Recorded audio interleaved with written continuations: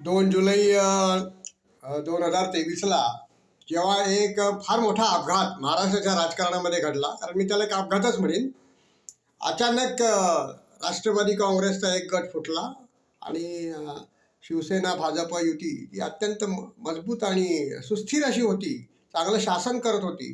त्यामध्ये जाऊन त्यांना त्यांच्या ॲडजस्टमेंट त्यांच्यासाठी करावं लागलं. आणि हे सगळे ॲडजस्टमेंट जे आहे ते केवळ 2 नेत्यांच्या दुराग्रहामुळे झालं. कारण देवाभाऊंची तर काही इच्छा असेल असं मला वाटत नाही आहे. कारण दोघात तिसरा कोणी घ्यायचा आणि तो देखील असा की ज्याचं वैचारिकता पूर्णतः आपण पाहिलं गेलं तर मतभिन्नता आहे त्यांच्याशी आपली वैचारिक.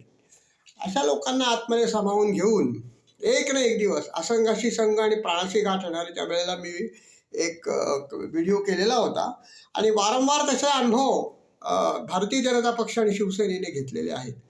तरी देखील सकल हिंदू समाजानं आज विश्वास बाळगून या युतीला प्रचंड असं यश दिलं, महायुतीला प्रचंड यश दिलं.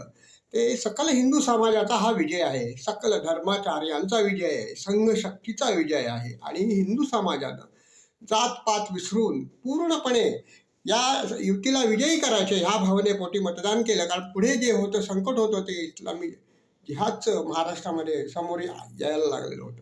त्यामुळे हा विजय जो आहे तो सकल मराठा समाजाचा आहे, सकल ओबीसींचा आहे, सकल SC ST या सर्व जातींचा आहे. आणि 18 पगड जाती ज्या आहेत महाराष्ट्रातल्या त्या सर्वांनी मिळून महायुतीला मोठं मतदान केलं. आणि त्याचा अर्थातच लाभ जो आहे, सगळ्यात जास्ती लाभ अजितदादा पवारांना घेतलं की ज्यांना 10 किंवा 12 जागा मिळतील असे सगळेजण म्हणत होते. त्यांना 40 जागा मिळाल्या.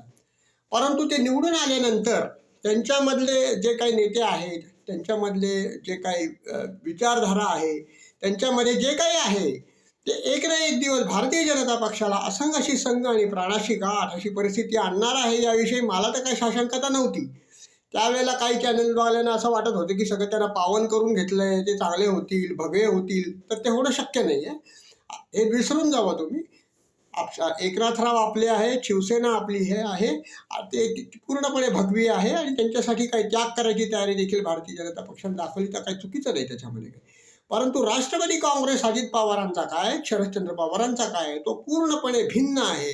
वैचारिकदृष्ट्या 2 ध्रुवांवरचं हे जे आहे तो आपण पाहायला गेलं तर तो संबंध भारतीय उजव्या आणि विचारसरणीचा जो आहे दिसतो.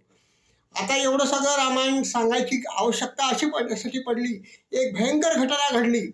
एका निष्पाप अशा माणसाला त्याचा चेहरा अजून तरी आठवला तरी हृदय गलबलतं, हृदय धाय मोकलून रडावंसं असं वाटतं. त्या देशमुखांची हत्या करण्यात आली आणि त्यानंतर मग सगळं ते तो हे चालू राहिलं.